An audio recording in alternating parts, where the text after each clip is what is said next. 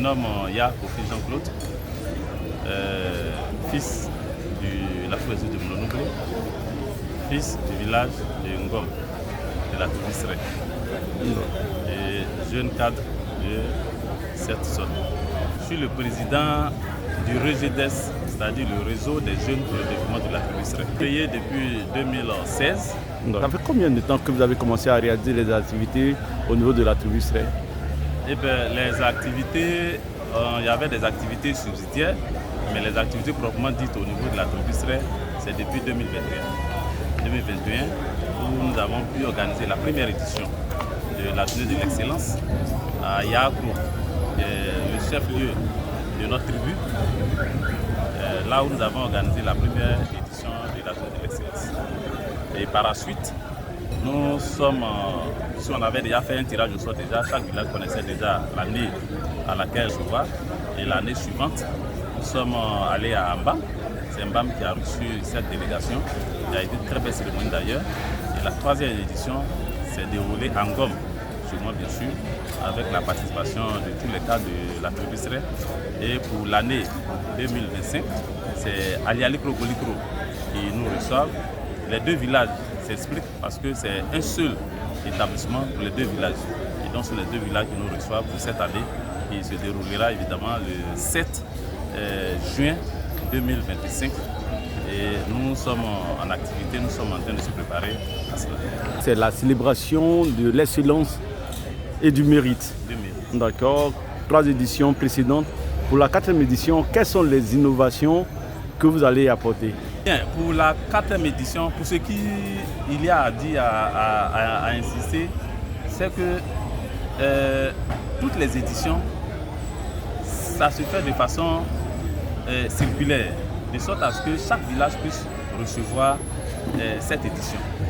L'objectif, c'est de permettre à ce que les villages, pour ne pas dire les mutuelles de développement, puissent s'exprimer au vu de l'état de leur établissement. Parce qu'il arrive des fois que nos instituteurs qui viennent dans nos localités pour instruire nos enfants se retrouvent dans des conditions qui ne sont pas vraiment adaptées. Du coup, beaucoup d'instituteurs se demandent ou bien demandent des affectations d'aller ailleurs parce que leurs requêtes ne sont pas entendues. Alors, en visitant ces établissements, ça nous a permis, et je le dis bien, c'est des bonnes guerres. Les établissements, par exemple, je prends cette année au niveau d'Alialikro, il y a eu la réflexion, la réhabilitation de l'établissement. Et ça, c'est l'engouement. C'est une première. On ne peut pas dire que ce n'est pas une première. L'année dernière, ça a été réhabilité au niveau de Ngom. Cette année également, ils ont pris le train en marche. Ils sont en train de réhabiliter.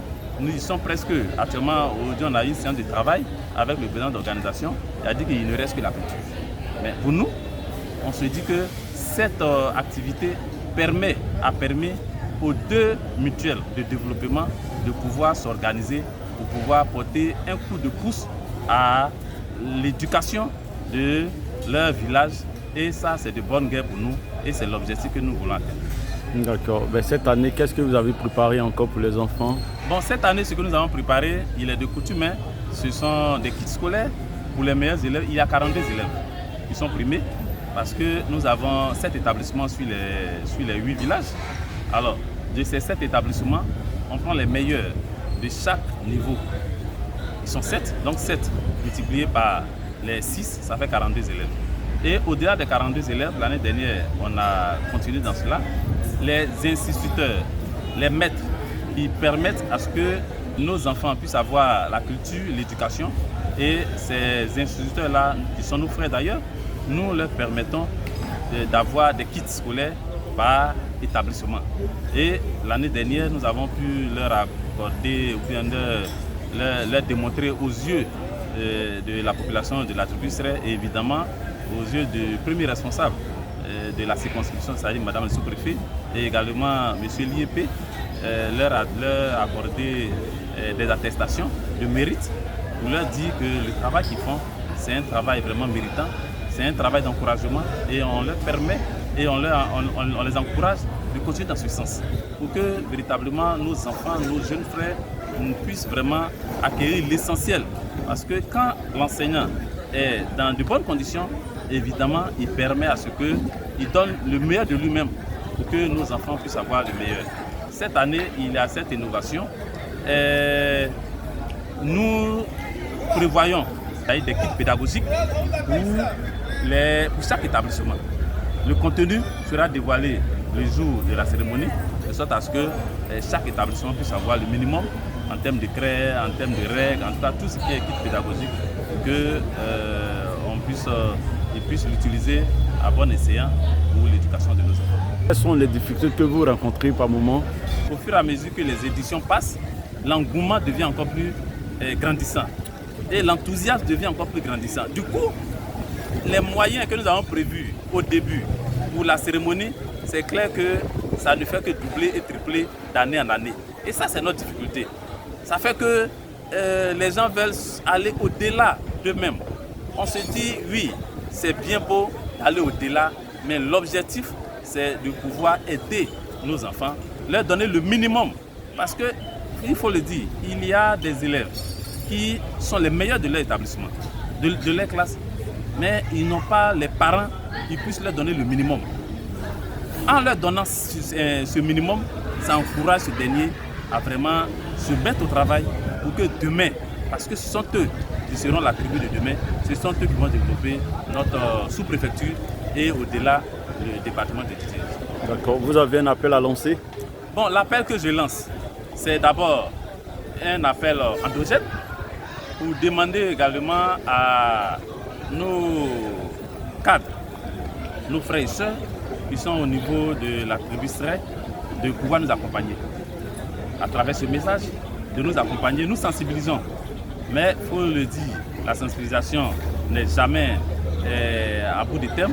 Nous puissons toujours les accompagner à travers cette communication, leur permettre de pouvoir nous accompagner, permettre à ce que nos enfants, nos fils, nos petits frères qui sont dans les villages sentent que véritablement ils ont des grands frères, ils ont des grandes sœurs, ils ont des oncles, évidemment, qui ont fait l'école, qui ont fait les villages, qui aujourd'hui sont en ville, qui au-delà du fait que nous ne perdons pas le temps d'aller au village, de les accompagner dans ce sens-là, pour une fois dans l'année, leur dire merci, félicitations pour le travail que vous faites et que l'avenir vous appartient. Et ça, c'est ce qui nous motive le plus. Et également, inviter nos parents également de la sous-préfecture, parce que ce que nous faisons, c'est juste un élément de la sous-préfecture, que nos frères, nos parents, nos oncles, nos aînés, qui sont au niveau de la sous-préfecture, qui puissent nous aider. Et ce que je voudrais aussi ajouter, c'est que ça soit un modèle pour copier au niveau des autres tribus. Nous avons 6 tribus.